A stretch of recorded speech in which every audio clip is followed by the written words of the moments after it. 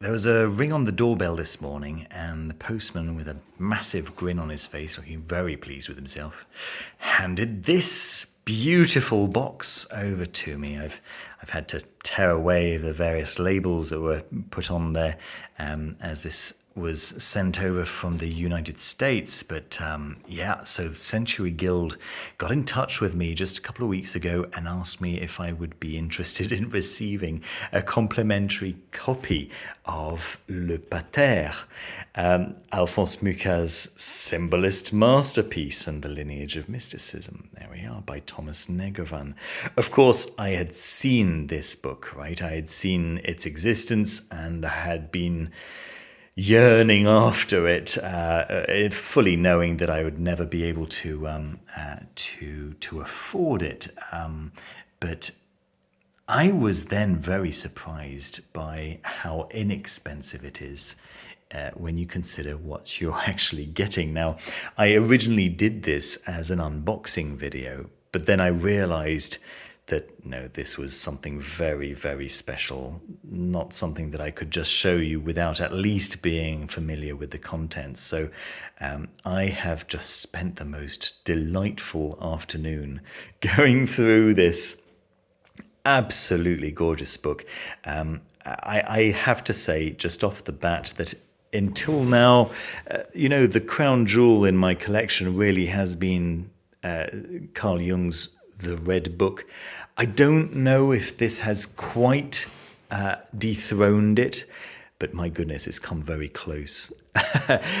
Just to start off with, in terms of the size, it is actually 1 centimeter taller than the Red Book. In terms of the construction of the book itself, yes, it definitely beats it. This is real leather. It's utterly gorgeous, utterly gorgeous. This front part here is paper with. You just get the light over here. You can see that it's got this gold stamp writing on it, and then you've got this gold stamp all the way down. Let me get a little bit closer over here, because really every single detail is worth a look. So these symbols were on the original Le Pater by Alphonse Mucha, and they represent each of the 7 lines of the Our Father. Now, what's very interesting to me about this, about Alphonse Mucha's Our Father, is the fact that he has chosen to use a feminine representation of God, which is, very, very interesting to me. I mean, beyond the fact that, of course, Alphonse Mucha represents the Art Nouveau movement himself, right? I mean, there's really no one who is more the forefather of Art Nouveau, right? I mean, he really represents that movement, and I feel my judgment is that Art Nouveau really is the epitome of Western art. I don't think that we've done anything better than Art Nouveau. I think that everything leading up to Art Nouveau is represented here, and then everything that comes after it. Ideologically, it may be interesting, but it's never reached the same heights of beauty. This really is, for me, the epitome of perfection in terms of Western art. Look at this lovely signature that's been drawn for me by the author. Let me see. It's Thomas Negovan is the author. We get to see a picture of him in the very back of the book. Thomas Negovan actually spent clearly quite a lot of time, it seems around 20 years, gathering the information that forms the backbone of this gigantic book. I feel like I should be standing. Let me just get a little bit of a little bit of distance between myself and the book so that you can see the complete splendor of the size here. So we've got a few pages of introduction, and yeah, this is actually one of the details from this is the final line: "Lead us not into temptation." So each line has you get to the book itself, to the Our Father, towards the second, maybe the third of the book. And I'll show you that in a moment. I'm skipping ahead. I shouldn't really be doing that. What we get first of all is a history of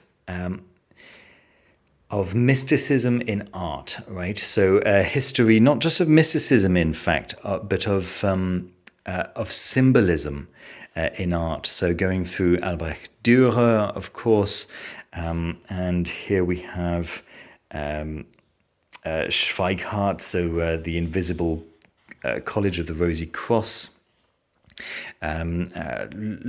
Nice long description, but very interesting description of Mucha's own interest in those secret societies. A really nice introduction to sacred geometry. There we are, and everything is so beautifully printed. The paper is really lovely and thick, and just exactly what. I mean, it's not what you'd want. It's way more than what you'd want. I don't know. It really is absolutely fantastic. And then we've got these huge format examples of the kind of art that inspired Alphonse Mucha. So of course you've got William Blake over here. Plenty of examples of William Blake. This, by the way, is probably around the size of the original Ancient of Days, right, by Blake. And then you've got Gustave Doré here, and Flammarion, yeah, and lots and lots more. Really, the author has gone into so much detail, has clearly spent a lot of time researching the life of Alphonse Mucha, but also researching all of this symbology and looking into the history of the representation of all this symbology and so on and so forth. I've got Dante over here.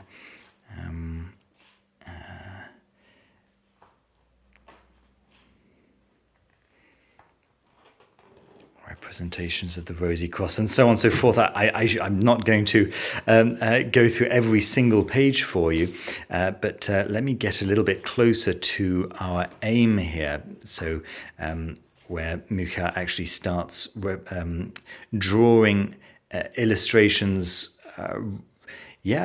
representing this ultimate form of divinity, and it was interesting to read about how he considered that this work that he was doing on the Our Father, rather than, of course, all the other illustrations that he'd made, he considered this really to be something that he had poured his soul into, and he wanted to show it at the Paris 1900, or was it 1910? I think it was 1900, the World Exhibition in Paris. There we are. Oh my goodness, it's so cool. Right, and here is actually where you get facsimile of the work itself, right? So le pater being pater noster, the Our Father, literally in the Vulgate, preceded by le, because actually in French that is the way that the Lord's Prayer is referred to, as le pater. some might say le Notre Père, but le Pater Noster is a well recognized way of naming that particular prayer. There we are. So here's some the original front cover, and then you get all of the preparatory. Struggling with that word. Some of the concept art. Let's go with that. And then, so for each line, you get the line itself in Latin, and then in French, right? So this beautiful, great big illustration. Let me try and get a little bit closer so that you can get some of that detail there.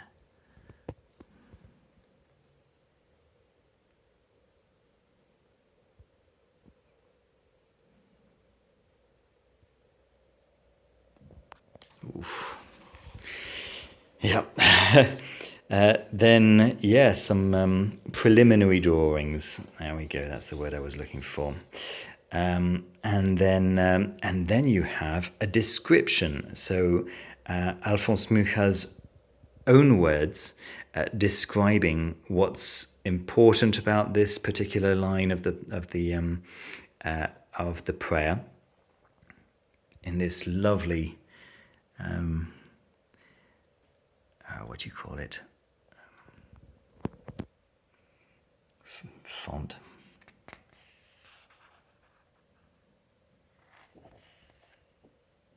Calligraphy, of course, is the word I was looking for. And then you have this illustration that he makes for that particular line. Oh, it's so good. It's so good.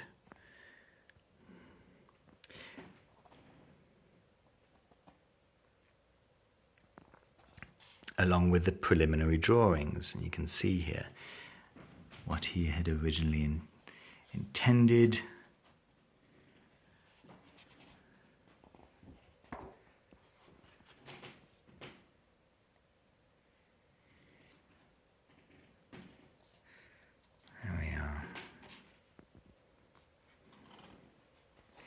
And then you move on to the next line.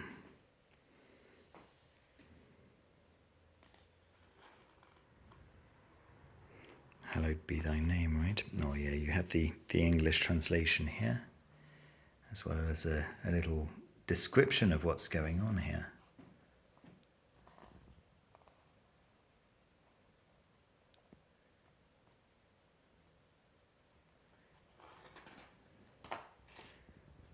And then it follows the same pattern, so you have more preliminary work and then calligraphy, describing what's important and just exploring that idea, right? And then this black and white, almost photographic illustration.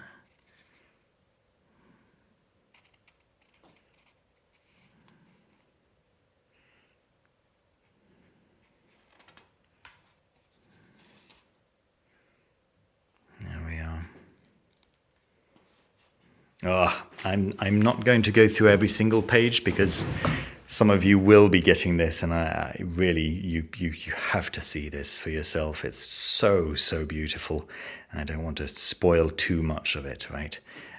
But really, there's so much. It's so beautiful, so beautiful.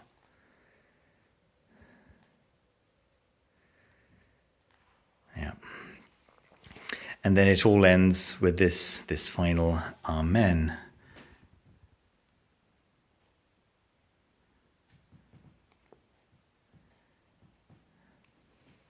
Ainsi soit-il, so be it, right? That is the French translation of Amen.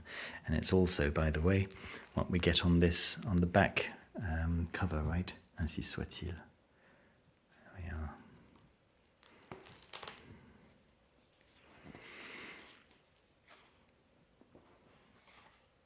So then there's a little word about the Czech edition. So a few copies were made with a Czech cover, and some of the,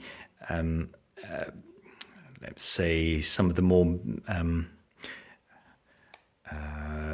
mystical language was replaced with some more traditional Catholic language, so as not to shock the Czech readership too much.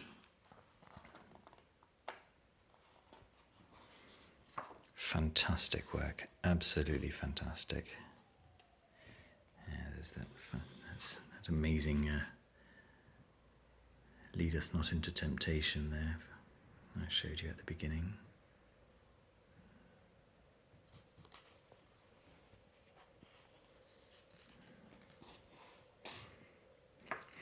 Then he talks a little bit about, about a little bit more of Mucha's Czech works. Right, he made many of these huge works on a very, very large scale.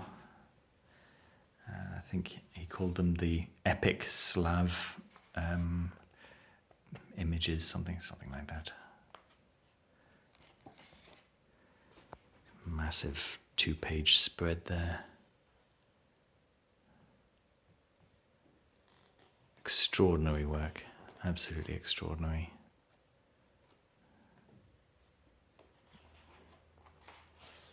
There we are.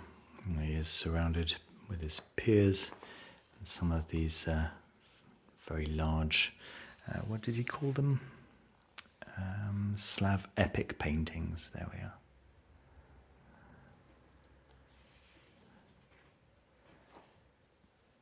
What a beautiful, beautiful piece of work.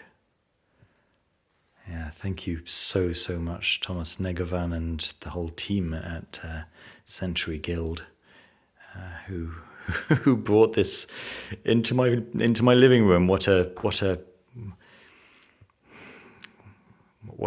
beautiful gift! What a privilege to be able to experience this firsthand. And then in the back of the book there are a few advertisements for other works from the Century Guild. Thomas Negovan also working on that. Beautiful. Gail Pototsky.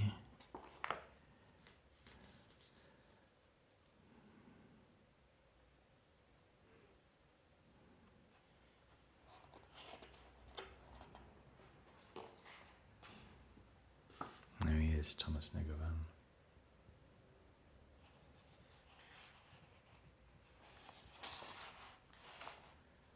Beautiful, beautiful, utterly, utterly beautiful.